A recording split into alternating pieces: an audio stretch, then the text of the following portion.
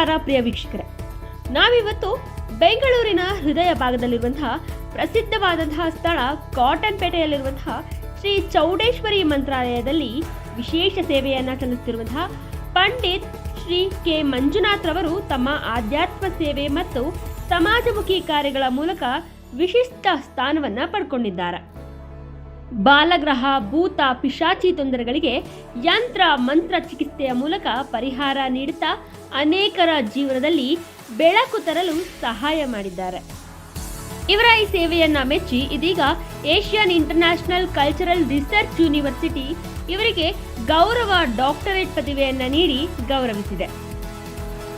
ಆಧ್ಯಾತ್ಮಿಕ ಮತ್ತು ಸಮಾಜ ಸೇವೆ ವಿಭಾಗದಲ್ಲಿ ನೀಡಲಾಗಿರುವಂತಹ ಈ ಗೌರವವು ಅವರ ಶ್ರಮ ಸೇವೆಗೆ ಸಿಕ್ಕಿರುವಂತಹ ಅತ್ಯಂತ ಪ್ರಾಮುಖ್ಯವಾದಂತಹ ಗೌರವವಾಗಿದೆ. ಬನ್ನಿ, ಈ ದಿನ ನಾವು ಇಂತಹ ಮಹಾನ್ ಸಾಧನೆಯ ಹಿಂದಿರುವಂತಹ ಅವರ ಭಾವನೆಗಳು, ಅವರ ಅನುಭವಗಳು ಮತ್ತು ಈ ಪಥದಲ್ಲಿ ನಡೆದಂತಹ ಆದಿಯ ಬಗ್ಗೆ ಅವರ ಮಾತುಗಳ ಮೂಲಕ ತಿಳ್ಕೊಳ್ಳೋಣ. ನಮಸ್ತೆ ಆತ್ಮೀಯರೇ, ನಾನು ನವ್ಯಶ್ರೀ ನಾಗರಾಜ್. ಬೆಂಗಳೂರಿನ ಹೃದಯ ಭಾಗದಲ್ಲಿರುವಂತಹ ಕಾಟನ್ಪೇಟೆಯಲ್ಲಿ ಸುಮಾರು 100 ವರ್ಷದಿಂದ ಪಂಡಿತ್ ಮಾದಪ್ಪನವರು ಜನಸೇವೆಯನ್ನ ಮಾಡ್ಕೊಂಡು ಬರ್ತಾ ಇದ್ದಾರೆ. ಇವರ ನಂತರ ಅವರ ಮೊಮ್ಮಗ ಆಗಿರುವಂತಹ ಪಂಡಿತ್ ಕೆ ಮಂಜುನಾಥ್ ರವರು ಈಗ ಈ ಜನಸೇವೆಯನ್ನ ನಡೆಸ್ಕೊಂಡು ಹೋಗ್ತಾ ಇದ್ದಾರೆ. ಇವರ ಈ ಸೇವೆಯನ್ನ ಗುರುತಿಸಿ ಈಗ Asian international cultural research university ಇವರಿಗೆ ಡಾಕ್ಟರೇಟ್ ಪದವಿಯನ್ನ ನೀಡ್ತಾ ಇದೆ. ಸೊ ಬನ್ನಿ, ಇವ್ರ ಬಗ್ಗೆ ಒಂದು ಕಿರು ಪರಿಚಯನ ಮಾಡ್ಕೊಳ್ಳೋಣ. ಹೇಗೆ ಇವರು ಜನಸೇವೆಯನ್ನ ಮಾಡ್ತಿದ್ದಾರೆ ಅನ್ನೋ ಸಂಪೂರ್ಣ ಮಾಹಿತಿಯನ್ನ ನಾವು ನೀಡ್ತಾ ಹೋಗ್ತೀವಿ. ನಮಸ್ತೆ ಸರ್. ನಮಸ್ತೆ ಮಾ, ಹೇಗಿದ್ದೀರಾ? ಚೆನ್ನಾಗಿದ್ದೀವಿ, ನೀವು ಹೇಗಿದ್ದೀರಾ? ತುಂಬಾ ಚೆನ್ನಾಗಿದೆ ಸರ್. ಈಗ ಮೊದಲನೇದಾಗಿ ಕಂಗ್ರಾಚುಲೇಷನ್ಸ್, ನಿಮ್ಗೆ ಡಾಕ್ಟರೇಟ್ ಪದವಿ ಸಿಕ್ಕಿದೆ. ಹೌದು, ಸಂತೋಷ. ನನಗೂ ತುಂಬಾ ಸಂತೋಷ ಆಯಿತು. ಯಾಕೆ ಅಂದರೆ ನಮ್ಮ ಏನು ಪುರಾತನದಿಂದ ನಮ್ಮ ತಾತನವರಿಂದ ಬಂದಿರುವಂಥ ಒಂದು ಸೇವೆ ಇದು. ಅದನ್ನ ಒಂದು ಯೂನಿವರ್ಸಿಟಿ ವಿಶ್ವಸಂಸ್ಥೆ ಹೋಗಿ ಅದನ್ನ ಗುರುತಿಸಿದೆ ಅಂದಾಗ ಅದು ನಮಗೂ ತುಂಬ ಹೆಮ್ಮೆ, ಆಮೇಲೆ ತುಂಬ ಖುಷಿ ಕೊಡುವಂಥ ಸಂಗತಿಯಾಗಿದೆ. ನನಗೂ ತುಂಬ ಖುಷಿ ಆಯಿತು. ಈಗ ಮೊದಲನೇ ಬಾರಿ ನಿಮ್ಗೆ ಕರೆ ಬಂದು ನಿಮ್ಗೆ ಈ ತರ ನಿಮ್ಮ ಸಾಧನೆಯನ್ನ ಗುರುತಿಸಿ, ನಿಮ್ಮ ಜನಸೇವೆಯನ್ನ ಗುರುತಿಸಿ ನಿಮ್ಗೊಂದು ಡಾಕ್ಟರೇಟ್ ಪದವಿ ಕೊಡ್ತಿದೀವಿ ಅಂದಾಗ ನಿಮ್ಗೆ ಎಷ್ಟು ಖುಷಿ ಆಯ್ತು ಸರ್? ನೋಡಿ, ಇದು ನಮ್ಮದು ಸುಮಾರು 98 ವರ್ಷದಿಂದ ನಮ್ಮ ಈ ಸೇವೆಯನ್ನು ಮಾಡ್ತಾ ಇದ್ದೀವಿ. ನಾವು ಇದರಲ್ಲಿ ಏನು ಮುಖ್ಯವಾಗಿ ಅಂತ ಅಂದರೆ, ನಾವು ಜ್ಯೋತಿಷ್ಯ ಶಾಸ್ತ್ರ, ಅದ್ರ ಜೊತೆಗೆ ನಾವು ಇಲ್ಲಿ ನಮ್ಮ ಹತ್ರ ಬರುವಂಥ ಯಾವುದೇ ಜನಗಳಿಂದ ಅವರ ಕಷ್ಟಗಳಿಗೆ ಹೇಗೆ ಪರಿಹಾರ, ದೈವಿಕವಾಗಿ ಹೇಗೆ ಪರಿಹಾರ ಸಿಗುತ್ತೆ, ಅದರಿಂದ ಹೇಗೆ ಪರಿಹಾರ ಮಾಡ್ಕೊಬೋದು. ನಮ್ಮ ಸನಾತನ ಧರ್ಮದಲ್ಲಿ ಏನಂದರೆ ಕೆಲವು ಶಾಸ್ತ್ರಗಳಿದೆ. ಆ ಶಾಸ್ತ್ರಗಳ ಮುಖಾಂತರ ನಮಗೆ ಯಾವುದೇ ಆದ ಒಂದು ಬಿಸ್ನೆಸ್ ಸ್ಟ್ಯಾಟಿಸ್ಟಿಕ್ಸ್ ಅಂತ ಏನಂತಾರೆ, ಆ ಥರದಿಲ್ದಂತೆ ಶಾಸ್ತ್ರದ ಮುಖಾಂತರ ನಮ್ಮ ಪ್ರಕೃತಿಗೆ ಸಂಬಂಧದಿಂದ ನಾವು ಆ ಪರಿಹಾರವನ್ನು ಇದು ಮಾಡ್ತಿದ್ದೀವಿ. ಅದು ನಮಗೆ ಈ 95 ವರ್ಷದಿಂದ ಬಂದಿರೋದ್ರಿಂದ, ಇದು ನಮ್ಮ ತಾತ ಅವರು ಪ್ರಾರಂಭಿಸಿದ್ದು 1930ನೇ ಇಸ್ವಿಯಲ್ಲಿ ಇದನ್ನು ಇಲ್ಲಿ ನಾವು ಇದು ಮಾಡಿದ್ದು. ಅವರು ಮೊದಲಿಗೆ ಬಿನಿ ಮಿಲ್ಲಲ್ಲಿ ಕೆಲಸ ಮಾಡ್ತಾಯಿದ್ರು ಬಿಫೋರ್ ಇಂಡಿಪೆಂಡೆನ್ಸ್ ಡೇ. ಇಂಡಿಪೆಂಡೆನ್ಸ್ಗೂ ಮುಂಚೆ, ಸ್ವಾತಂತ್ರ್ಯ ಬರೋಕ್ಕೂ ಮುಂಚೆ ಅವರು ಬಿನಿ ಮಿಲ್ಲಲ್ಲಿ ಕೆಲಸ ಮಾಡ್ತಾಯಿದ್ರು. ಅಲ್ಲಿ ಅವರು ಅಲ್ಲಿರುವಂಥ ಜನಗಳಿಂದ ಈ ಶಾಸ್ತ್ರದ ಬಗ್ಗೆ, ಈ ಜ್ಯೋತಿಷ್ಯ ಬಗ್ಗೆ, ಆಮೇಲೆ ಕೆಲವು ದೈವ ನುಡಿ ಬಗ್ಗೆ, ದೈವಾತ್ಮಕ ಬಗ್ಗೆ ಅದ್ರದ್ದೆಲ್ಲದ್ರದ್ದು ಕಲಿತು ಇಲ್ಲಿ ಶುರು ಮಾಡಿದ್ರು. 1927ರಿಂದ ಇದು ಶುರು ಮಾಡಿದ್ದು. ಅದಾದಮೇಲೆ 1930ರಲ್ಲಿ ಮೈಸೂರು ಸಂಸ್ಥಾನದಲ್ಲಿ ನಮ್ಮ ತಾತ ಅವರು ಜ್ಯೋತಿಷ್ಯ ಹೇಳಿದರು. ಆ ಮೈಸೂರು ಸಂಸ್ಥಾನದಲ್ಲಿ ಜ್ಯೋತಿಷ್ಯ ಹೇಳಿದಾಗ ಅವಾಗ ಅವರು ಕೊಟ್ಟಂಥ ಬಹುಮಾನದಲ್ಲಿ ಈ ಮನೆ ಕಟ್ಟಿದ್ದು. ಈ ಮನೆ ಏನು ನಾವು ಈಗ ಇರುವಂಥ ಮನೆ ಬಂದು ಸುಮಾರು 100 ವರ್ಷದ ಮನೆ. ಆ ಕಾಲದಲ್ಲಿ ಕಟ್ಟಿರೋದು. ಅದೇ ಜೊತೆಗೆ ನಾವಿಲ್ಲಿ ಒಂದು ಅಂಗಡಿ, ಅಂದರೆ ಒಂದು ದೇವರ ಸ್ಥಾನ ಅಂತ ಮಾಡ್ಕೊಂಡು ಇಲ್ಲಿ ನಾವು ಬರುವಂಥ ಭಕ್ತಾದಿಗಳಿಗೆ ಶಾಸ್ತ್ರಗಳು ಹೇಳ್ತೀವಿ. ಆಮೇಲೆ ಭವಿಷ್ಯದ ಬಗ್ಗೆ, ಅವರ ಜ್ಯೋತಿಷ್ಯದ ಬಗ್ಗೆ, ಅವರ ಜನ್ಮ ಕುಂಡ್ಲಿ ಬಗ್ಗೆ, ಅದ್ರದ್ದೆಲ್ಲ ನಾವು ವಿವರವಾಗಿ ಹೇಳ್ತೀವಿ. ಅದನ್ನು ಈ ಏನು ಹೇಳ್ತಾ ಇದ್ದೀವಿ, ಇದು ಯಾವುದೇ ಹಣಕಾಸಿನ ದಾಹದಿಂದ ಯಾವುದು ಮಾಡಲ್ಲ. ನಮ್ಗೆ ಈಗ್ಲೂ ನಾವ್ ಏನಾರ ಶಾಸ್ತ್ರ ಕೇಳ್ಬೇಕಂದ್ರೆ ಎಲೆ ಅಡಕೆ ಗಂಧದ ಕಡ್ಡಿ ಜೊತೆಗೆ 10 ರೂಪಾಯಿನೋ 20 ರೂಪಾಯಿನೋ 100 ರೂಪಾಯಿನೋ ಇಕ್ಕಿ ಕೇಳಂತವ್ರೆ ಇದ್ದಾರೆ ಹೊರ್ತು ನಾವು ಕನ್ಸಲ್ಟಿಂಗ್ ಫೀಸ್ ಅಂತ ಸಾವಿರಾರು ರೂಪಾಯಿ ಇದು ಮಾಡೋದು ಅದೆಲ್ಲ ಯಾವುದು ಇಲ್ಲ. ಅವಾಗಿಂದನೂ ಸಾಂಪ್ರದಾಯಿಕವಾಗಿ ಹೇಗೆ ನಾವು ಬಂದಿದೆ ಅದೇ ತರ ನಾವು ಮಾಡ್ಕೊಂಡು ಹೋಯ್ತಾ ಇದ್ದೀವಿ. ನಿಮ್ಮ ತಾತನವರ ದಾರಿಯನ್ನೇ ಹಿಡಿದಿದ್ದೀರಾ. ಹೌದು ಹೌದು. ನಿಮ್ಗೆ ಇದ್ರ ಮೇಲೆ ಹೇಗೆ ಇಂಟ್ರೆಸ್ಟ್ ಬಂತು ಸರ್? ಅಂದ್ರೆ ಓಕೆ ನಾನು ಪಾಂಡಿತ್ಯನೇ ಮಾಡ್ಬೇಕು. ನೋಡಿ, ನಮ್ಮ ತಾತ ಅವ್ರಿಗೆ ಅದಾದ್ಮೇಲೆ ನಮ್ಮ ತಂದೆ ಅವರಿದ್ರು. ಅದಾದ್ಮೇಲೆ ನಾವಿಬ್ರು ಗಂಡು ಮಕ್ಳು ಇದ್ದೀವಿ. ಅದರಲ್ಲಿ ನಮ್ಮ ಅಣ್ಣ ಅವರು ಇದ್ದಾರೆ. ಅವರು ಯಾರಿಗೂ ಇದರಲ್ಲಿ ನಮ್ಮ ಅಣ್ಣವ್ರಿಗೆ ಇದರಲ್ಲಿ ಆಸಕ್ತಿ ಸ್ವಲ್ಪ ಕಮ್ಮಿ ಇತ್ತು. ಆಮೇಲೆ ಏನು ಅಂದ್ರೆ ನಮ್ಮ ತಾತ ಅವ್ರು ಇದ್ದಾಗಿಂದನು ನಾನು ಚಿಕ್ಕ ಮಗು ಇದ್ದಾಗಿಂದನು ಆ ಜಾಗದಲ್ಲಿ ಕುಂತ್ಕೊಂಡು ಸ್ವಲ್ಪ ಇದಿತ್ತು. ಆ ಒಡನಾಟ ನಮ್ಗೆ ಅದು ಪಾರಂಪರಿಕವಾಗಿ ಬಂದ್ಬಿಟ್ಟಿದೆ. ನನ್ನ ಚಿಕ್ಕ ಮಗುವಿಂದನೇ ನಾನು ಅವರ ಕುಂತ್ಕೊಳ್ಳುವಂತ ಸ್ಥಾನದಲ್ಲಿ ಆ ಪೀಠದಲ್ಲಿ ಕುಂತಿದ್ದೆ. ಅದು ನನಗೆ ಅದೇ ಇದಾಗಿ ನಾನು ಇದನ್ನ ಹಂಗೆ ಮುಂದುವರ್ಸ್ಕೊಂಡು ಹೋಯ್ತಾ ಇದ್ದೀನಿ. ದೇವರ ಕೃಪೆಯಿಂದ ಎಲ್ಲಾನು ಚೆನ್ನಾಗಿ ಆಯ್ತಾ ಇದೆ. ಸರ್ ನಿಮ್ಮ ವಿದ್ಯಾಭ್ಯಾಸ ಸರ್? ನಂದು ಆಕ್ಚುಲಿ ನಾನು BCom ಮಾಡಿದ್ದೀನಿ. ಓಕೆ, ಬಿಕಾಮ್ ಅಂದ್ರೆ ಆಬ್ವಿಯಸ್ಲಿ ಮುಂದಕ್ಕೆ ಒಳ್ಳೆ IT ಕಂಪ್ನಿಗಳಲ್ಲಿ ಎಲ್ಲದರಲ್ಲೂ ಒಳ್ಳೆ ಸ್ಯಾಲರಿ ಪ್ಯಾಕೇಜ್ ಇರುವಂತಹ ಒಂದು ಕೆಲಸ ಇರುತ್ತೆ. ಅದು ಬಿಟ್ಟು ನೀವು ಪಾಂಡಿತ್ಯವನ್ನೇ ಯಾಕೆ? ಇಲ್ಲ, ನಾನು ಆಕ್ಚುಲಿ ಹೇಳ್ಬೇಕಂದ್ರೆ ನಾನು 1998 ಇಂದ ನಾನು ICICI ಬ್ಯಾಂಕಲ್ಲಿ ಈ ಲೋನ್ ಸೇಲ್ಸ್ ಅಲ್ಲಿ ನಮ್ಮದೇ ಆದ ಒಂದು DSA DST ಎಲ್ಲ ಮಾಡ್ಕೊಂಡು ಅಲ್ಲಿ ಮಾಡ್ಕೊಂಡು ಬರ್ತಿದ್ದೆ. ಆದರೆ ನಮ್ಮ ತಾತ ಅವರು ಹೇಳಿರೋ ಪ್ರಕಾರ ಇಲ್ಲಿ ನಿನ್ನ ಬಿಟ್ಟರೆ ಬೇರೆಯವ್ರು ಯಾರು ಆ ಇದರಲ್ಲಿಲ್ಲ, ನೀನು ಅದೆಲ್ಲ ಬಿಟ್ಟು ಇಲ್ಲಿ ಬಾ ಅಂತ ಅವರ ಒಂದು ಮಾತಿಗೆ ನಾನು ICICI ಬ್ಯಾಂಕಲ್ಲಿ ಅದು ಸೇಲ್ಸಲ್ಲಿ ಏನಿದ್ದೆ ಅದನ್ನು ಬಿಟ್ಟು ಇಲ್ಲಿ ಬಂದು ನಾನೀಗ ಇದನ್ನ ಮಾಡ್ಕೊ ಹೋಗ್ತಾ ಇದ್ದೀನಿ. ನಿಮ್ಮ ಇದ್ರ ಹೆಸರು ಚೌಡೇಶ್ವರಿ ಮಂತ್ರಾಲಯ ಅಂತ. ತಾಯಿ ಚೌಡೇಶ್ವರಿ ಅನುಗ್ರಹದಿಂದ ಹೌದು, ಅದು ನಮ್ಮ ತಾತ ಅವರು 1927ರಲ್ಲಿ ಅವರು ಚೌಡೇಶ್ವರಿನ ಆವರಣೆ ಮಾಡ್ಕೊಂಡು ಅದ್ರ ಕೃಪೆಯಿಂದ ನಾವು ಈ ಜ್ಯೋತಿಷ್ಯ ಶಾಸ್ತ್ರನ ಹೇಳ್ಕೊಂಡ್ ಬರ್ತಾ ಇರೋದು. ಇದ್ರ ಜೊತೆಗೆ ನಾವು ಕೆಲವು ದೇವಸ್ಥಾನಗಳನ್ನ ಡೊನೇಷನ್ ಕೊಟ್ಟಿರೋದೇ ಆಗ್ಲಿ, ಕೆಲವು ದೇವಸ್ಥಾನಗಳು ನಾವು ಕಟ್ಸಿರೋದೇ ಆಗ್ಲಿ. ನಮ್ಮ ಬೆಂಗಳೂರಲ್ಲೂ ಈಗ ಆಜಾದ್ ನಗರಲ್ಲಿ ಮಾದೇಶ್ವರ ದೇವಸ್ಥಾನ ಅಂತ ಇದೆ. ಆ ದೇವಸ್ಥಾನದಲ್ಲೂ ನಮ್ಮ ತಾತ ಅವರು ಕಾಂಟ್ರಿಬ್ಯೂಷನ್ ಮಾಡಿರೋದೇ ಆಗಲಿ. ಅದಕ್ಕೆ ನಾನು ನಮ್ಮ ತಾತ ಡೈರೆಕ್ಟರ್ ಆಗಿದ್ರು, ಈಗ ನಾನು ಅದಕ್ಕೆ ಡೈರೆಕ್ಟರ್ ಆಗಿದ್ದೀನಿ. ಈ ಥರ ಮುಂದುವರ್ಸ್ಕೊಂಡು ಹೋಯ್ತಾ ಇದ್ದೀವಿ. ಸರ್ ನೋಡ್ದೆ ಅಂದ್ರೆ ಮಾಟ ಮಂತ್ರ ಪಿಶಾಚಿ ಅದೆಲ್ಲ ದೃಷ್ಟಿ ಎಲ್ಲವನ್ನ ನಿವಾರಣೆ ಮಾಡುವಂತ ಚಿಕಿತ್ಸೆಯನ್ನ ನೀಡ್ತೀವಿ ಅಂತ ಇದೆ. ಇದು ನಿಜವಾಗ್ಲೂ ಈ ಮಾಟ ಮಂತ್ರ ಪಿಶಾಚಿ ಅನ್ನೋದೆಲ್ಲ ನಿಜವಾಗ್ಲೂ ಇದೆಯಾ? ಅದನ್ನ ಹೇಗೆ ನೀವು ಇದ್ ಮಾಡಿಸ್ತೀರಾ? ನೋಡಿ, ನಾನು ಈಗಿನ ಕಾಲದಲ್ಲಿ ಹೇಳ್ಬೇಕಂದ್ರೆ ನಾವು ಯಾವುದೇ ಆದಾಗ್ಲಿ ಹಿಂದೆ ನಮ್ಮ ಹಿರಿಯರು ಏನು ನಂಬ್ಕೊಂಡ್ ಬಂದಿದ್ರು ಅದು ಯಾವುದು ಸುಳ್ಳಲ್ಲ. ಒಂದು ಒಳ್ಳೇದಂತ ಇದ್ಮೇಲೆ ಒಂದು ಕೆಟ್ಟದಂತ ಇದ್ದೇ ಇರುತ್ತೆ. ದೇವ್ರು ಅಂತ ಇದ್ಮೇಲೆ ದೆವ್ವ ಅನ್ನೋದು ಇದ್ದೇ ಇರುತ್ತೆ. ಆದರೆ ಎಷ್ಟೋ ಜನಕ್ಕೆ ಅದ್ರದ್ದು ಮೈ ದುಂಬಿ ಬರುತ್ತೆ. ಹಾಗಂದ್ರೆ ಈಗ ದೇವ್ರು ಒಬ್ರ ಮೇಲೆ ಬರುತ್ತೆ ಅಂದಿದ ತಕ್ಷಣ ದೇವರೇ ಬಂದ್ಬಿಡಲ್ಲ. ಅವ್ರದ್ದು ಒಂದು ಶಕ್ತಿ, ಅವ್ರದ್ದು ಒಂದೇ ಒಂದು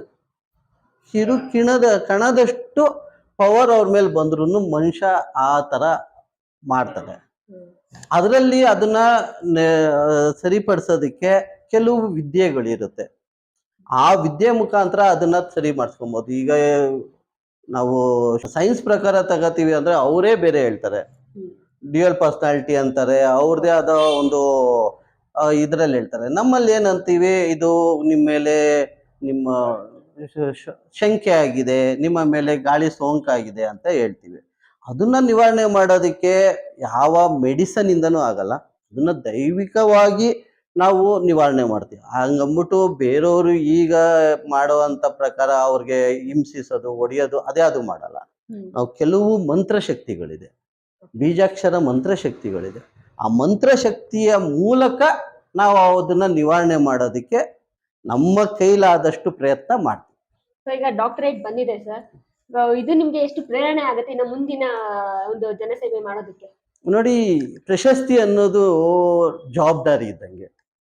ಈಗ ಪ್ರಶಸ್ತಿ ಬಂದಿದೆ, ನನ್ ತುಂಬಾ ಸಂತೋಷ ಆಯ್ತು. ಅದಾದ್ಮೇಲೆ ಇನ್ನೂ ನಮ್ಮ ಜವಾಬ್ದಾರಿ ಜಾಸ್ತಿ ಆಗುತ್ತೆ.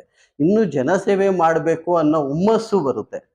ಈ ಹುಮ್ಮಸ್ಸು, ಆ ಜವಾಬ್ದಾರಿತನ ಬರ್ಲಿ ಅಂತಾನೆ ನಮ್ಮನ್ನ ಗುರ್ತಿಸಿ ಈ ತರ ಪ್ರಶಸ್ತಿಗಳನ್ನ ಕೊಡೋದು. ಆದ್ರೆ ನನ್ ಪ್ರಶಸ್ತಿ ಸಿಕ್ಕಿರೋದ್ರಿಂದ ನನ್ನ ಆತ್ಮಪೂರ್ವಕವಾಗಿ ತುಂಬಾ ಸಂತೋಷ ಆಗಿದೆ. ಓಕೆ. ನಿಮ್ಮ ಕುಟುಂಬದ ಬಗ್ಗೆ ಒಂದು ಕಿರು ಪರಿಚಯ ಮಾಡ್ಕೊಡೋದಾದ್ರೆ ಸರ್? ನೋಡಿ, ನಾನು ನನ್ನ ವೈಫ್ ಮಮತಾ ಅಂತ ಇದ್ದಾರೆ. ಆಮೇಲೆ ನನಗೆ ಇಬ್ರು ಮಕ್ಳಿದ್ದಾರೆ. ಒಬ್ಬ ಈಗ 10ನೇ ಕ್ಲಾಸ್ ಓದ್ತಾ ಇದ್ದಾನೆ, ಇನ್ನೊಬ್ಬ 6ನೇ ಕ್ಲಾಸ್. ಇಲ್ಲೇ ಜ್ಞಾನೋದಯ ಸ್ಕೂಲ್ ಅಂತ ಚಾಮರಾಜಪೇಟೆಯಲ್ಲಿ ಅವ್ರು ಓದ್ತಾ ಇದ್ದಾರೆ. ಇನ್ನು ನಮ್ಮ ಪರಿಚಯ, ಮಾದಪ್ಪ, ಮಾದಪ್ಪ ಅವರ ಮೊಮ್ಮಗ. ಅದೇ ನನ್ನ ID ಕಾರ್ಡ್ ಬಂದು ಮಾದಪ್ಪ ಅವ್ರ ಮೊಮ್ಮಗ. ಓಕೆ. ಸೊ ನಿಮ್ಮ ಮಕ್ಕಳಿಗೂ ಇದ್ರಲ್ಲಿ ಏನಾದ್ರು ಇಂಟ್ರೆಸ್ಟ್ ಇದೆಯಾ ಸರ್? ನೋಡಿ, ನೃತ್ಯದಲ್ಲಿ? ಇದು ಯಾವುದು ಫೋರ್ಸ್ ಆಗಿ ಅವ್ರಿಗೆ ಬರ್ಸೋದಲ್ಲ. ಈಗ ನನಗೆ ಆಗ್ಲಿ ಯಾವ ಪ್ರೆಷರ್ ನಮ್ಮ ತಾತ ಆಗ್ಲಿ ಇದಾಗ್ಲಿ ಹಾಕಿದಲ್ಲ, ಅದು ದೈವಿಕವಾಗಿ ಬಂದಿರುತ್ತೆ. ಇನ್ನ ಮುಂದೆ ನಮ್ಮ ಪೀಳಿಗೆಯಲ್ಲಿ ಅದು ಯಾರಿಗೆ ಒಲಿಯುತ್ತೋ ಅವ್ರು ಮುಂದುವರ್ಸ್ಕೊಂಡು ಹೋಯ್ತದೆ. ಹ್ಮ್. ಈಗ ಇವಾಗ್ಲೂ ಪಾಂಡಿತ್ಯದಲ್ಲೂ ಒಂದು PhD ಎಲ್ಲ ಇದೆ ಹೌದು, ನನಗೆ ಗೊತ್ತಿರೋ ಪ್ರಕಾರ. ಹೌದು. ಸೊ ಅದನ್ನು ನೀವೆಲ್ಲ ಮಾಡಿದ್ದೀರಾ ಸರ್, ಹೇಗೆ? ನಾನು ತುಂಬಾ ಅದನ್ನು ಪ್ರಯತ್ನ ಪಟ್ಟು ಇದ್ದೀನಿ. ನಾನು ತುಂಬಾ ರಿಸರ್ಚ್ ಮಾಡೋದಕ್ಕೆ ನಾನು ತುಂಬಾ ಪ್ರಯತ್ನ ಪಟ್ಟಿದ್ದೀನಿ, ರಿಸರ್ಚ್ ಮಾಡಿದ್ದೀನಿ, ಎಷ್ಟೋ ರಿಸರ್ಚ್ಗಳು ಮಾಡಿದ್ದೀನಿ. ಯಾಕೆ ಅಂದ್ರೆ ನಮಗೆ ನಮ್ಮ ತಾತ ಅವರು ಇರೋವರೆಗೂ ನಮಗೆ ಇದ್ರ ಮೇಲೆ ಅಷ್ಟೊಂದು ಗೊತ್ತಿಲ್ಲ. ನಮ್ಗೆ ಅಷ್ಟೊಂದು ಇಲ್ಲ. ಅವ್ರು ನಮ್ಗೆ ವಿದ್ಯೆ ಹೇಳ್ಕೊಟ್ಟಿದ್ದಾರೆ. ಆದ್ರೆ ಎಷ್ಟು ಅದ್ರದ್ದು ಮುಂದುವರಿದ ಭಾಗ ನಮ್ಗೆ ಗೊತ್ತಿರಲ್ಲ. ಈಗಿನ ಕಾಲಕ್ಕೂ ಆಗಿನ ಕಾಲಕ್ಕೂ ಇರೋ ವ್ಯತ್ಯಾಸಗಳಿಂದ ನಾವು ಈಗ ನಿಮ್ಗೆ ಒಂದು ಉದಾಹರಣೆ ಕೊಡ್ಬೇಕಂದ್ರೆ, ನಮ್ಮ ತಾತ ಅವರು ಆಯುರ್ವೇದಿಕದಲ್ಲಿ ತುಂಬಾ ಇದಾಗಿದ್ರು. ಅವರು ಆಯುರ್ವೇದಿಕ್ ಇಂದ ಅವ್ರಿಗೆ ಡಾಕ್ಟರೇಟ್ ಸಿಕ್ಕಿದೆ. ಆಮೇಲೆ ಎಷ್ಟೋ ಯೂನಿವರ್ಸಿಟಿ ಅವ್ರನ್ನ ಗುರ್ತಿಸಿ ಅವರು ಡಾಕ್ಟರೇಟ್ ಕೊಟ್ಟಿದ್ದಾರೆ, ಲೈಸೆನ್ಸ್ ಕೊಟ್ಟಿದ್ದಾರೆ, ಗೌರ್ಮೆಂಟ್ ಲೈಸೆನ್ಸ್ ಎಲ್ಲ ಕೊಟ್ಟಿದ್ದಾರೆ. ಆದ್ರೆ ನಮಗೆ ಅದು ಬರ್ತಾ ಇಲ್ಲ. ಯಾಕೆಂದ್ರೆ ಅದರಲ್ಲಿ ಗಿಡಮೂಲಿಕೆಗಳು, ಯಾವ ಗಿಡಮೂಲಿಕೆಗಳು ಕೊಡಬೇಕು, ಅದರಲ್ಲಿ ಒಂದು ಚೂರು ಹೆಚ್ಚು ಕಮ್ಮಿ ಆದ್ರೆ ಏನಾರ ಜನಗಳಿಗೆ ಹೆಚ್ಚು ಕಮ್ಮಿ ಆಗುತ್ತೆ. ಅದು ಅಲ್ಲದಂತೆ ಈಗಿನ ಕಾಲದಲ್ಲಿ ಗೌರ್ಮೆಂಟು ಏನಾರ ನಾವು ಒಂದು ಸಣ್ಣ ತಪ್ಪಾಗೋದ್ರೂ ಅದು ತೊಂದರೆಗಳಾಗುತ್ತೆ ಅನ್ನೋ ಒಂದು ವಿಷಯದಿಂದ ನಾವು ಅದನ್ನ ಮಾಡ್ಕೊಂಬರ್ತಿಲ್ಲ. ಆದ್ರೂ ನಾನು ಇದ್ರ ಬಗ್ಗೆ ಸ್ವಲ್ಪ ರಿಸರ್ಚ್ ಮಾಡಿ ಇನ್ಮೇಲೆ ನಾನು ಅದನ್ನ ಫಸ್ಟು ರಿಸರ್ಚ್ ಮಾಡೋದಲ್ದಂತೆ ಫಸ್ಟು ಅದರ ಪ್ರಯೋಗದಲ್ಲಿ ನಾನು ಯಶಸ್ವಿ ಆದಮೇಲೆ ಅದನ್ನ ಜನಕ್ಕೆ ಮಾಡೋಣ ಅನ್ನೋದೊಂದು ಇದೆ. ಮುಂದಿನ ನನ್ನ ಸ್ಟೆಪ್ ಇದೆ, ಆಯುರ್ವೇದಿಕದಲ್ಲಿ ಮುಂದುವರಿಸಬೇಕು ಅನ್ನೋದು ಒಂದು. 100 ವರ್ಷದಿಂದ ಇಲ್ಲಿ ಪಾಂಡಿತ್ಯವನ್ನ ಮಾಡ್ತಾ ಇದ್ದಾರೆ ನಿಮ್ಮ ತಾತ, ನಿಮ್ಮ ಹೌದು. ತಂದೆ ಅವರು. ಸುಮಾರು ಜನ ಇದನ್ನ ಹುಡ್ಕೊಂಡ್ ಬರ್ತಾರೆ ಆಕ್ಚುಲಿ ಹೌದು. ಪರಿಹಾರಕ್ಕೋಸ್ಕರ. ಸೊ ಅವ್ರು ಬಂದು ಪರಿಹಾರ ಸಿಕ್ತು ಅಂತ ಒಂದು ಖುಷಿ ಬಂದು ಹೇಳಿದಾಗ ನಿಮ್ಗೆ ಏನ್ ಅನ್ಸುತ್ತೆ ಸರ್? ತುಂಬಾ ಎಷ್ಟು ಖುಷಿ ಖುಷಿ ಆಗುತ್ತೆ, ತುಂಬಾ ಖುಷಿ ಆಗುತ್ತೆ. ತುಂಬಾ ಜನ ಈ ತರ ಬಂದಿದ್ದಾರೆ, ಬಂದು ನಿಮ್ಮಿಂದ ನಮ್ಗೆ ಪರಿಹಾರ ಆಗಿದೆ, ನಮ್ಗೆ ಒಳ್ಳೆ ದಾರಿ ತೋರಿಸಿದ್ದೀರಾ. ನೋಡಿ, ಒಂದು ನಾವ್ ಯಾವುದೇ ಆಗ್ಲಿ ಇಲ್ಲಿ ದುಡ್ಡಿಗೆಗೋಸ್ಕರ ಏನು ಮಾಡಲ್ಲ. ಆಮೇಲೆ ಕೆಟ್ಟದ್ದು ಯಾವುದು ಮಾಡಲ್ಲ. ಹ್ಮ್. ನಿಮ್ಗೆ ನಮ್ಮ ಕಡೆಯಿಂದ ಒಳ್ಳೇದ್ ಬೇಕಾದ್ರೆ ಮಾಡ್ತೀವಿ, ಆದ್ರೆ ಕೆಟ್ಟದ್ದು ಯಾವುದು ಇಲ್ಲಿ ಮಾಡಲ್ಲ. ಹ್ಮ್. ಈಗ ಬೇರೆ ಏನೋ ಒಂದು ಕೆಟ್ಟತನದಲ್ಲಿ ಆ ತರ ಮನಸ್ಥಿತಿ ಇಟ್ಕೊಂಡು ಯಾರೇ ಬಂದಿದ್ರು ಅವ್ರಿಗೆ ನಾವು ಯಾವುದೇ ರೀತಿಯ ಕೊಡಲ್ಲ. ಹ್ಮ್. ನಮ್ದೇನು ಅಂದ್ರೆ ನಮ್ಮ ಕೈಲಿ ಒಳ್ಳೇದ್ ಮಾಡಿಲ್ಲ ಅಂದ್ರೂ ಪರವಾಗಿಲ್ಲ, ಕೆಟ್ಟದಂತೂ ಮಾಡಬಾರ್ದು ಅನ್ನೋದು ನಮ್ಮ ತಾತ ಅವರು ಅವಾಗಿಂದ ಹೇಳ್ಕೊಂಡ್ ಬಂದಿದ್ರು. ಆಮೇಲೆ ಇನ್ನೊಂದೇನು ಅಂದ್ರೆ 1930ನೇ ಇಸ್ವಿಯಿಂದನೂ ನಾವು ಏನು ಈ ಜ್ಯೋತಿಷ್ಯದು ಮಾಡ್ಕೊಂಡ್ ಬಂದಿದ್ದೀವಿ, ಇಲ್ಲಿವರೆಗೂ ನಾವು ಯಾರಿಗೂ ಒಂದು ತೊಂದರೆ ಕೊಡೋದೇ ಆಗಲಿ, ಕೆಟ್ಟದಾಗಲಿ, ಅಡ್ವರ್ಟೈಸ್ಮೆಂಟ್ ಮಾಡೋದೇ ಆಗಲಿ, ಪ್ರಚಾರ ಮಾಡೋದೇ ಆಗಲಿ, ಇದರಿಂದ ಯಾವುದೂ ಇಲ್ಲ. ಅವಾಗ ನಮ್ಮ ತಾತ ಕಾಲದಲ್ಲಿ ಇದ್ದವ್ರು ಅವರ ಮಕ್ಕಳು ಮೊಮ್ಮಕ್ಕಳು ಅವರು ಈಗ ಬಂದು ಇಲ್ಲಿ ಶಾಸ್ತ್ರ ಕೇಳೋದೇ ಆಗಲಿ, ಮಕ್ಕಳಿಗೆ ಬಾಲಗ್ರಹ ಅಂತರ ಹಾಕ್ಸ್ಕೊಳ್ಳೋದೇ ಆಗಲಿ, ತಡೆ ಹೊಡ್ಸ್ಕೊಳ್ಳೋದೇ ಆಗಲಿ, ಇಂಥವು ಬಂದು ಮಾಡ್ಕೊಂಬರ್ತಾರೆ. ಅವರೆಲ್ಲರೂ ನಮ್ಮ ತಾತ ಬರ್ತಿದ್ರು, ಈಗ ನಾವು ಬರ್ತಿದ್ದೀವಿ ಅಂದಾಗ ನಮಗೂ ತುಂಬ ಖುಷಿ ಆಗುತ್ತೆ. ಹ್ಮ್. ಅವ್ರೂ ಈಗ ಒಬ್ರು ಯಾವ ಒಂದು ಪ್ರಚಾರ ಇಲ್ದಂತೆ ಜನ ಇಲ್ಲಿ ಬರ್ತಾರೆ ಅಂದ್ರೆ ಅವ್ರಿಗೆ ನಮ್ಮಿಂದ ಒಳ್ಳೇದಾಗಿರೋದ್ರಿಂದನೇ ಅಲ್ವಾ. ಹ್ಮ್. ಒಬ್ರು ಬಾಯಿಂದ ಒಬ್ರಿಗೆ ನನ್ಗೆ ಒಳ್ಳೇದಾಗಿದೆ ನೀನು ಹೋಗು ಅಂತ ಇದು ಮಾಡ್ಕೊಂಡಿದ್ದಾಗಿಂದ ನಮಗೆ ಇಲ್ಲಿ ತುಂಬಾ ಜನ ಬರ್ತಾರೆ. ಬಂದಾಗ ನಮ್ಮ ಕೈಲಾದಷ್ಟು ದೇವರ ಶಕ್ತಿ ಕೊಟ್ಟಷ್ಟು ನಮ್ಮ ಶಕ್ತಿ ಮೀರಿ ಅವ್ರಿಗೆ ಒಳ್ಳೇದು ಮಾಡೋದಕ್ಕೆ ಪ್ರಯತ್ನ ಪಡ್ತೀವಿ. ನಿಮ್ಮ ಜೀವನ ನಡೀತಿರೋದೇ ಈಗ ಪಾಂಡಿತ್ಯದಿಂದ, ಹೌದು. ಇದು ಬಿಟ್ಟು ಬೇರೆ ಏನಾದ್ರು ಕೆಲಸ ಮಾಡ್ತಾ? ಇಲ್ಲ, ನಮ್ಮ ಜೀವನ ಮುಕ್ಕಾಲ್ ಭಾಗ ಈ ಪಾಂಡಿತ್ಯ, ಸೇವೆ, ದೇವಸ್ಥಾನ, ಸ್ಪಿರಿಚುಯಾಲಿಟಿ ಇಂಥದ್ರಲ್ಲೇ ಇದೆ. ಅದಲ್ಲದಂತೆ ನಮ್ದು ಮೈಸೂರಲ್ಲಿ ಕೆಲವು ಜಮೀನಿದೆ, ಅದರಲ್ಲಿ ನಾವು ವ್ಯವಸಾಯ ಮಾಡಿಸ್ತೀವಿ. ಆ ವ್ಯವಸಾಯದಿಂದ ನಮಗೆ ಎಲ್ಲ ಅನುಕೂಲನೂ ಆಯ್ತಾ ಇದೆ. ಮುಖ್ಯ ನಾವು ವ್ಯವಸಾಯ ರೈತರು ನಾವು. ಓಕೆ. ಸೊ ನೀವು ಪಾಂಡಿತ್ಯಕ್ಕೆ ಬರಕ್ಕೆ ಮುಂಚೆನೆ ನಿಮ್ಗೆ ಮದ್ವೆ ಆಗಿತ್ತಾ ಸರ್, ಅಥವಾ ಏನು ಅದಾದ್ಮೇಲೆ ಮದ್ವೆ ಆಗಿದ್ದ? ನನ್ನ ಪಾಂಡಿತ್ಯ ಬರಕ್ಕೂ ಮುಂಚೆ ಮದ್ವೆ ಏನಾಗಿಲ್ಲ. ನಾನು ಇದೆಲ್ಲ ಬಂದ ಮೇಲೆ ನನ್ನ ಮದ್ವೆ ಆಗಿದ್ದು. ಓಕೆ. ನಿಮ್ ಮಿಸಸ್ ಏನು ಕೇಳಲಿಲ್ವಾ? ಅಂದ್ರೆ ಒಳ್ಳೆ ಕೆಲಸ ಬಿಟ್ಟು ಪಾಂಡಿತ್ಯ ಮಾಡ್ತಿರೋದು ಹೇಗೆ ಸಪೋರ್ಟ್ ನೋಡಿ, ಮಾಡಿದ್ರು? ಈ ಪೊಸಿಷನ್ ಇದೆಯಲ್ಲ, ಇದು ತುಂಬಾ ಗೌರವವಾಗಿರುತ್ತವಂತ ಸ್ಥಾನ. ಈಗ ಹೆಂಗಾಗೋಗಿದೆ ಅಂದ್ರೆ ನಮ್ಮ ದೇಶದಲ್ಲಿ ರೈತರು ಅಂದ್ರೆ ತುಂಬಾ ಕೀಳಾಗಿ ನೋಡ್ತಾರೆ. ಆದ್ರೆ ರೈತರು ಅಂತ ಕೆಲಸ ಇದೆಯಲ್ಲ, ಅದು ದೇವ್ರ ಕೆಲ್ಸಕ್ಕಿಂತ ದೊಡ್ಡ ಕೆಲಸ. ಆದ್ರೆ ಜನ ಹೇಗಾಗೋಗಿದೆ ಅಂದ್ರೆ ರೈತರ ನೀನ್ ರೈತನ ಏನೋ ತುಂಬಾ ಕೀಳು ಭಾವನೆ. ಹಂಗೆ ನಾವು ಈ ದೇವರ ಇದನ್ನು ಯಾವ ಕೀಳು ಭಾವನೆ ಅಂತ ನಮ್ಮ ಮನೆಯವರೇ ಆಗ್ಲಿ, ನನ್ನ ಫ್ಯಾಮಿಲಿ ಅವರೇ ಆಗ್ಲಿ, ಇಲ್ಲ ನಮ್ಮ ಸುತ್ತಮುತ್ತ ಸ್ನೇಹಿತ ಬಂಧುಗಳೇ ಆಗ್ಲಿ, ಯಾರೂ ಆ ಥರ ಇದು ಮಾಡಿಲ್ಲ.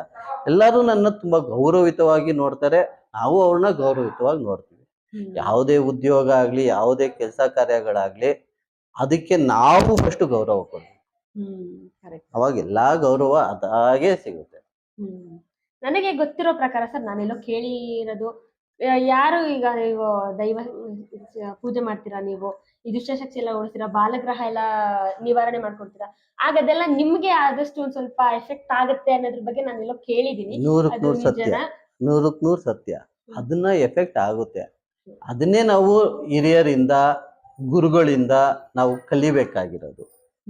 ಅದು ನಮಗೆ ಎಫೆಕ್ಟ್ ಆದಾಗ ನಾವು ಅದನ್ನ ಹೇಗೆ ನಿವಾರಣೆ ಮಾಡ್ಕೊಳ್ಬೇಕು, ಅದು ನಾವ್ ಹೇಗಿರ್ಬೇಕು ಅನ್ನೋದನ್ನ ನಾವು ತಿಳ್ಕೊಬೇಕು.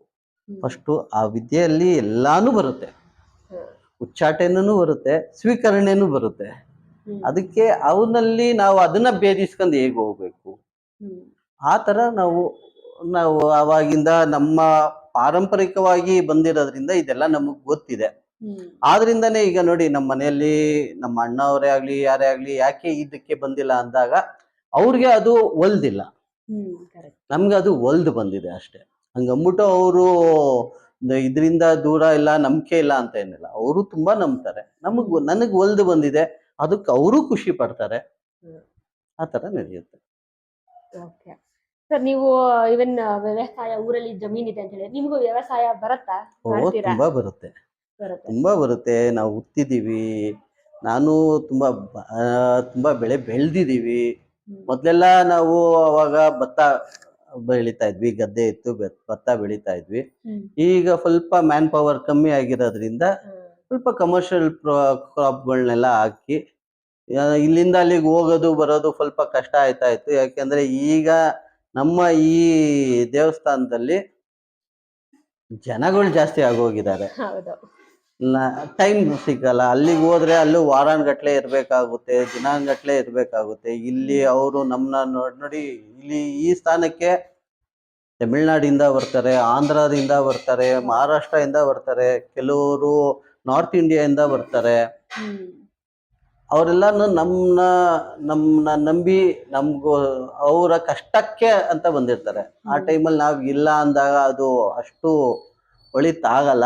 ಆದ್ರಿಂದ ಸ್ವಲ್ಪ ಕಮರ್ಷಿಯಲ್ ಕ್ರಾಪ್ಗಳಿಗೆ ಹಾಕಿ, ಅಡಿಕೆ ಹಾಕಿದೀವಿ ಈಗ, ಆ ಥರ ಮಾವಿನ ಮ್ಯಾಂಗೋ ಹಾಕಿದೀವಿ, ತೆಂಗು ಹಾಕಿದೀವಿ, ಅಂಥದ್ದು ಹಾಕ್ಬಿಟ್ಟು ಈಗ ಇದು ಮಾಡ್ತಾ ಇದ್ದೀವಿ. ಪಾಂಡಿತ್ಯದಲ್ಲಿ ನಿಮ್ಗೆ ಎಷ್ಟು ವರ್ಷದ ಅನುಭವ ಇದೆ ಸರ್? ನನಗೆ ಸುಮಾರು ಈ ಪಾಂಡಿತ್ಯ ಇದರಲ್ಲಿ 26 ವರ್ಷದಿಂದ ಅನುಭವ ಇದೆ. ಓಕೆ. ಸೊ ಯಾವ ಸಮಯದಲ್ಲಿ ನಿಮ್ಮನ್ನ ಮೀಟ್ ಮಾಡಕ್ ಬರ್ಬೋದು ಜನ? ನೋಡಿ, ನಮ್ಮ ಈ ಇದಕ್ಕೆ ನಿಮ್ ಕಷ್ಟ ಅಂತ 365 ದಿನ 24/7 ಯಾವ ಟೈಮಲ್ಲಿ ಬೇಕಾದರೂ ಬರ್ಬೋದು. ಆದರೆ ನಾವು ಅಂಗಡಿ ತೆಗೆಯೋದು ಬಂದು ಏನದು ನಾವು ದೇವಸ್ಥಾನ ತೆಗೆಯೋದು ಬಂದು ಸಂಜೆ 6:30ಗೆ ಓಪನ್ ಮಾಡ್ತೀವಿ. ರಾತ್ರಿ 8, 8:15, 8:30ವರೆಗೂ ಇಡ್ತೀವಿ. ಆದರೆ ಅಲ್ಲಿಗೆ ಮುಗಿಯಲ್ಲ. ಕೆಲವರು ಈಗ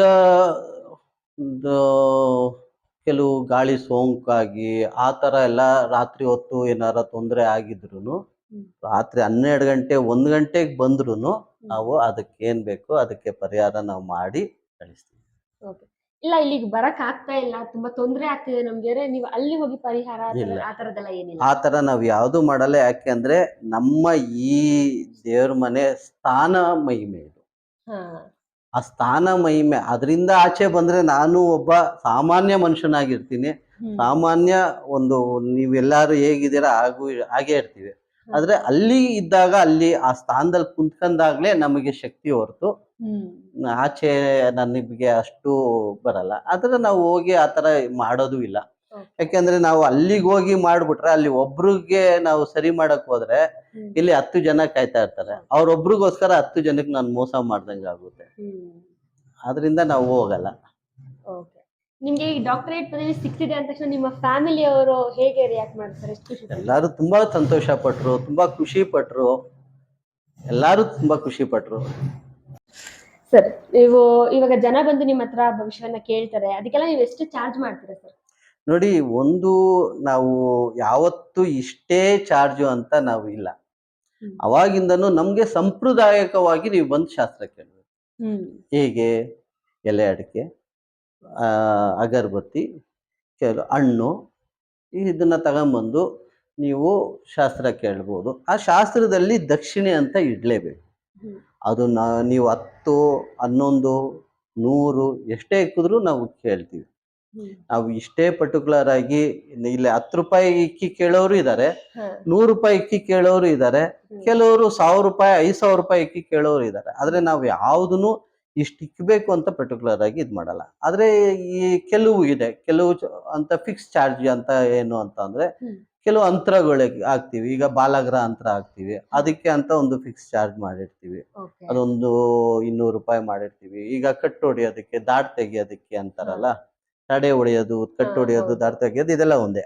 ಅದಕ್ಕೆ 100 ರೂಪಾಯಿ ಇದು ಮಾಡ್ತೀವಿ. ಹಂಗೆ ನೀವು ಹಂಗಂದ್ಬಿಟ್ಟು ನೀವು ನನ್ನ ಹತ್ರ 100 ರೂಪಾಯಿ ಇಲ್ಲ ಅಂದ್ರೂ ನೀವು ಇಲ್ಲ ಹೋಯ್ತಾ ಇರಿ ಇದ್ ಮಾಡಿ, ಅದ್ಯಾವುದು ಇಲ್ಲಿರಲ್ಲ. ನಿಮ್ ಕಷ್ಟ ನಿವಾರಣೆ ಆದ್ರೆ ನಮ್ಗೆ 1000 ಕೋಟಿ ಕೊಟ್ಟಂಗೆ. ಅದು ನಮ್ಮ ಮೂಲ ಉದ್ದೇಶ. ಜನಕ್ಕೆ ಏನ್ ಬರ್ತದೆ ಫಸ್ಟ್, ಓಕೆ ನನ್ನ ಹತ್ರ ಬರೀ ಈಗ 100 ರೂಪಾಯಿ ಇದೆ, ಬರೀ ಅರ್ಧ ಹೇಳ್ತಾರೇನೋ, ಇಲ್ಲ 1000 ರೂಪಾಯಿ ಇಟ್ರೆ ಫುಲ್ ಭವಿಷ್ಯ ಹೇಳ್ತಾರೇನೋ, ಆ ತರ ಯಾವುದು ಇಲ್ಲ. ನೀವು ಕುಂತ್ಕೊಂಡು ಅಲ್ಲಿ ಶಾಸ್ತ್ರ ಕೇಳುವಾಗ ನಮ್ಮಲ್ಲಿ ಏನು ಶಾಸ್ತ್ರ ಬರುತ್ತೆ, ಅದರಲ್ಲಿ ಏನು ನಮ್ಮ ಬಾಯಿಯಿಂದ ನುಡಿ ಬರುತ್ತೆ ನಾವು ಕಂಪ್ಲೀಟ್ ಆಗಿ ಹೇಳ್ತೀವಿ. ನೀವು ಎಲೆಯಲ್ಲಿ ಎಷ್ಟು ದುಡ್ಡಿಕ್ಕಿದ್ದೀರಾ ಅಂತ ಹೇಳಲ್ಲ, ನೀವಿಲ್ಲಿ ಏನಕ್ಕೆ ಬಂದಿದ್ದೀರಾ ಅಂತ ಹೇಳ್ತೀವಿ ಅಷ್ಟೇ. ಸರ್, ಇಷ್ಟೊತ್ತು ನಿಮ್ಮ ಜೀವನದ ಪರಿಚಯವನ್ನ ನಮಗೆ ಮಾಡ್ಕೊಟ್ಟಿದ್ದೀರಾ. ಸೊ ಕೊನೆಯದಾಗಿ ನಮ್ಮ ವೀಕ್ಷಕರಿಗೆ ಏನಾದ್ರೂ ಹೇಳೋದಿದ್ರೆ? ನೋಡಿ, ನಾನು ವೀಕ್ಷಕರಿಗೆ ಹೇಳುವಂತಷ್ಟು ದೊಡ್ಡವನು ನಾನೇನು ಅಲ್ಲ. ನಾನು ಹೇಳೋದು ಸರ್ವೇ ಜನ ಸುಖಿನೋ ಭವಂತು ಸೂಪರ್ ಅಷ್ಟೇ. ಸೊ ಇವತ್ತು ನಾವಿಲ್ಲಿ ಚೌಡೇಶ್ವರಿ ಮಂತ್ರಾಲಯದ ಪಂಡಿತ್ ಕೆ ಮಂಜುನಾಥ್ ಸರ್ ಅವರ ಜೊತೆ ಇದ್ದೀವಿ. ಇವರ ಜೀವನದ ಬಗ್ಗೆ ತಿಳ್ಕೊಂಡಿದ್ದೀವಿ. ಸೊ ನಿಮ್ಗೆ ಯಾವುದೇ ತರಹದ ಕಷ್ಟ ಇದ್ರೂ ಪರವಾಗಿಲ್ಲ, ಒಂದು ಸಾರಿ ಇಲ್ಲಿಗೆ ಬಂದು ಭೇಟಿ ನೀಡಿ, ನಿಮಗೆ ಇರುವಂತಹ ಕಷ್ಟ ಎಲ್ಲ ಪರಿಹಾರ 100% ಪರಿಹಾರ ಆಗುತ್ತೆ ಅನ್ನೋದ ಒಂದು ಭರವಸೆಯನ್ನ ನಾವು ಕೊಡಬಹುದು. ಸೊ ಈ ಕಾರ್ಯಕ್ರಮ ಇಷ್ಟ ಆಗಿದ್ರೆ ದಯವಿಟ್ಟು ಲೈಕ್ ಮಾಡಿ, ಶೇರ್ ಮಾಡಿ, ಸಬ್ಸ್ಕ್ರೈಬ್ ಮಾಡ್ಕೊಳ್ಳಿ. ಇನ್ನಷ್ಟು ವಿಡಿಯೋಗಳಿಗಾಗಿ ಫಾಲೋ ಮಾಡಿ. ಧನ್ಯವಾದ.